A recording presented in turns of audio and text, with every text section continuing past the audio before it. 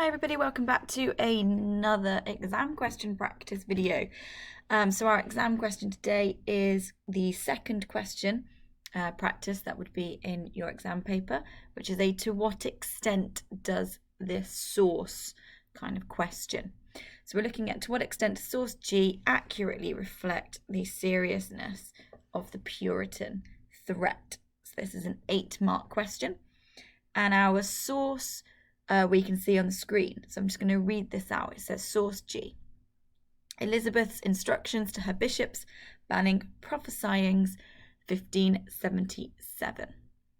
So it says in sundry, which means various, parts of our realm there are no small number of persons which, contrary to our laws established for the public divine service of Almighty God, do put into execution unlawful assemblies of our people out of their ordinary parishes, which manner of invasions, by this she means meetings, they in some places call prophesying, and in some other places exercises. We will charge you that the same forthwith cease. But if any shall attempt, or continue, or renew the same, we will you to commit them unto prison as maintainers of disorders. There's quite a lot there in this quote. And before we go any further, I want us to just take some time to kind of divide up what this quote is actually saying. So let's begin at the very beginning. So in various parts of our realm, so what she means by our realm, she means the areas that she is queen over. So by our realm, she's talking about the areas of which she has got control over. There are no small number of persons which. So this is quite interesting. So she's saying there are no small number of persons. What she means by this is it's come to her attention that a lot of people are doing something that is contrary to our laws. So Elizabeth is trying to say here that it's come to her attention that there are people who are breaking the laws that she has created. And remember how important religion is to Elizabeth and her kingdom. So she then is saying, established for the public divine service of Almighty God. So what she's trying to say there is that laws that exist within her countries are made because it is believed this is the best way to serve God. So what she's saying is there are quite a few people who are breaking our rules that I've put here to follow God. Okay, let's continue. Do put into execution. That just means they are doing this. So they are doing something that is breaking these laws that have been put there by God. And then we're going to get to what that thing is. Unlawful assemblies of our people out of their ordinary parishes. What she means there is that what people are doing, wrong thing, meant to highlight, what people are doing is they are, or this is what she believes, is that people are convincing good Christians away from their lawful ways of celebrating that religion and are bringing them into illegal meetings that are outside of their ordinary parishes, their ordinary church services. Which manner of invasions, by that she means meetings, but it's quite a powerful word, invasions, because if you think about what the word invasions kind of brings to you, that sort of means that is something that is a negative. So that use of language, which manner of invasions, they in some places call prophesying, and in some other places exercises. We will charge you that the same forthwith cease. What she just means by this phrase, we will charge you that the same forthwith cease, is that all prophesying and all exercises, any meeting that is bringing people out of their ordinary parishes, need to stop. But if any shall attempt or continue or renew the same, we will you to commit them unto prison as maintainers of disorders. So again, looking at that word invasion, looking at this maintain of disorders, what she's clearly stating here is that there are a group of people, the Puritans, who she sees as a threat, because she wouldn't be making this statement if it isn't a threat. So she sees them as enough of a threat to be dragging people away from their ordinary church services and parishes. And she's seeing this as a way of maintaining disorder.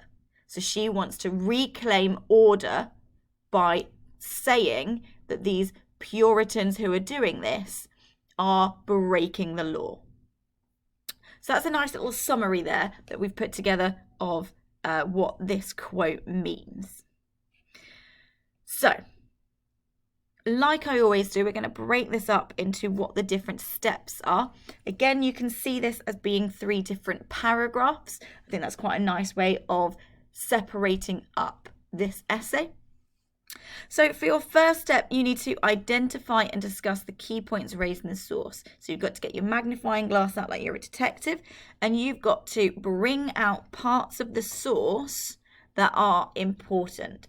Now, we've sort of done that together by going through this here and looking at which parts of the source we may comment on. So we're going to come back to that in a moment. In step 2, that's when you need to place it within that historical context. So we need to join the dots up of what was going on around that event to really test the accuracy of the source. Because if we're saying that Elizabeth has actually identified that the Puritan threat is quite serious, then we need to place that within the context to prove that that is an accurate representation of the past. Because remember, if you're looking at this blind and you're only seeing that one source, you're going to make judgments of the past. So this is when you need to put your historical hat on and place that source in its context, in its wider situation. And in step 3, you need to reach a substantiated judgment upon the accuracy of the statement. So, let's look at step 1. Identify and discuss the key points raised in the source. To the side here, I've got some sentence starters that you could use within this section.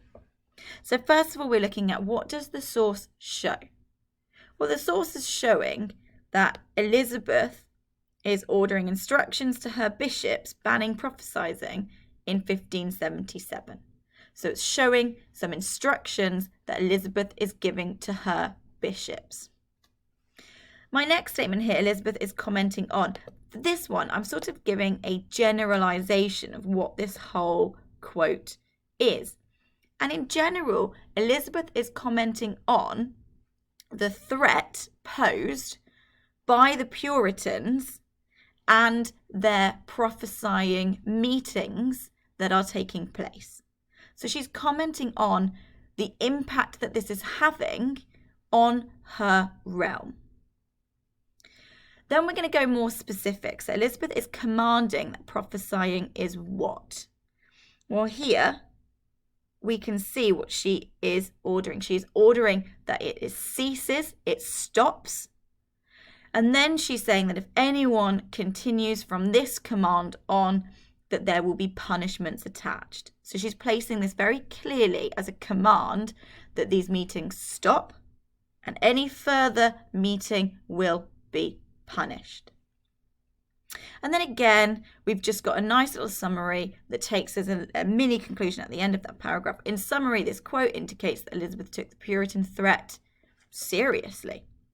Because if she is going to be making a comment on them, that in itself indicates that she finds this serious enough to comment on. So just by the fact that she is giving a statement suggests that the Puritan threat is serious enough that Elizabeth and her Privy Council are taking it seriously. Then we move on to our step 2. So we need to place this quote into our historical context. So we've already picked out parts of the quote that we find informative, that we find indicates that threat. And now we need to place it in its wider context. So first of all, we got this point here. We know from the historical context that not all Puritans were considered to be a threat. In fact, the majority of Puritans would be considered to be moderate Puritans. And these moderate Puritans mostly accept Elizabeth's religious settlement. They continue to call for further reform. So they do protest, but not enough to be a serious threat. In reality, they are accepting of the religious settlement. However, there is an extremist group within the Puritans, the separatists movement, that called for that break away from the national church, and it is this group of people that are considered by Elizabeth and the Privy Council to be a larger threat. So it's the separatist movement. So that's one of the points we can make first. Not all of Puritans are a threat.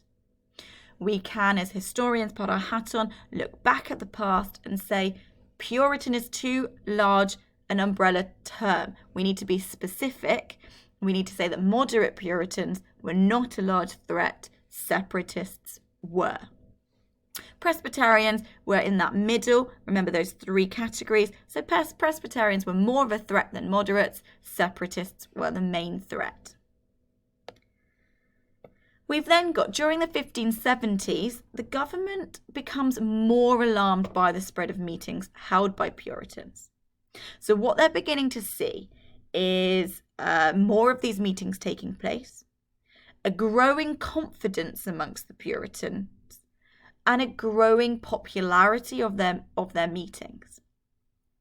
And this begins to be seen by the Privy Council and Elizabeth as encouraging unrest and rebellion. So this is one of these times during the 1570s where that threat is becoming more prevalent and more seen and more real. So then what Elizabeth does is she asks her Archbishop Grindal to order a ban on these meetings. So the Archbishop Grindal is leading in that Church of England, just below Elizabeth. So he's very influential. So Elizabeth orders him to order a ban on meetings, but he's quite sympathetic to the Puritan cause. And he actually concludes himself that prophesying was not dangerous. So he refuses to pass on Elizabeth's instructions. He gets arrested. He gets confined to his house at Lambeth Palace. He gets suspended from his duties and he is prevented from functioning as a leader of the church. Again, this indicates that threat because, in fact, in some ways, this escalates the threat because you've now got a very influential person directly disobeying Elizabeth. And you know that Elizabeth does not like her authority being challenged. So this escalates in her mind the seriousness of this threat, leading her to issue her own instructions to the bishops, which is seen in this source G. This is the instructions that she gives. So now we can actually place this source in context. So this source is kind of Elizabeth offering instructions at the end of quite a difficult process.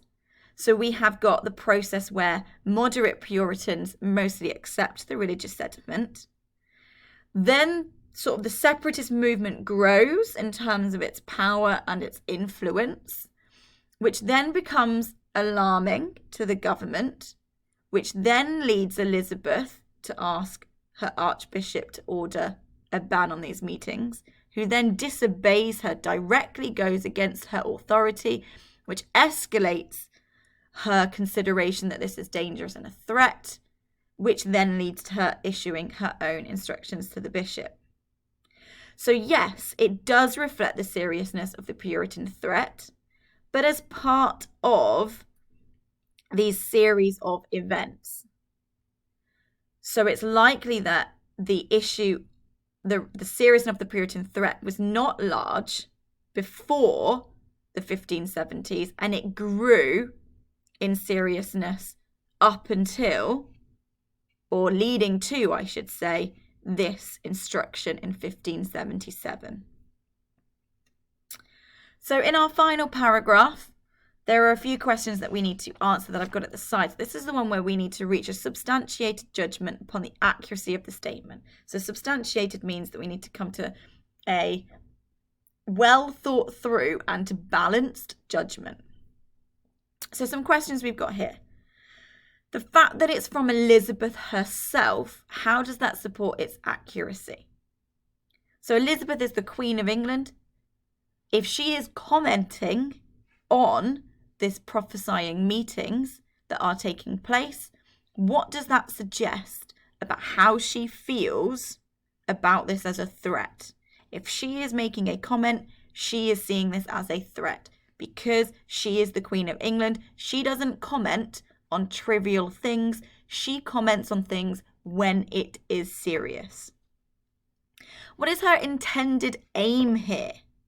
Well, her intended aim is to ban any further prophesying meetings. She is clearly stating that she does not want these to continue, that she has a problem with them, and punishments will happen if you disobey this instruction. So she wants this threat to be eliminated. Indicates there's a threat, because if you're going to try to eliminate something, there has to be something in the first place to eliminate. So Elizabeth is clearly seeing that this exists as a problem. What does she equate these meetings to? How does this show what the threat was? So that's this bit here. She sees these as disorder. So she is clearly thinking that these are meetings that are going to stoke unrest and stoke people disagreeing with her and protesting. So that's what is seen as a threat. It's that sort of protesting her authority. She sees that if this is continued to allow to grow, it may at some point disagree with her authority and try to quell that, to stop that authority that she has. So overall, does this source accurately reflect how serious the Puritan threat was? You can say that it accurately reflects how serious the Puritan threat became to be, because it didn't start off as a massive threat. We know the moderate Puritans were not seen as a threat, but through the 1570s, this threat became more apparent. So you can say that this source accurately reflects how serious Elizabeth and her Privy Council came to view the Puritan threat. Thank you very much for listening. I hope that is informative and helps you to approach this question, but also gives you that idea of the structure and the ways that you need to approach these 8 markers in the future.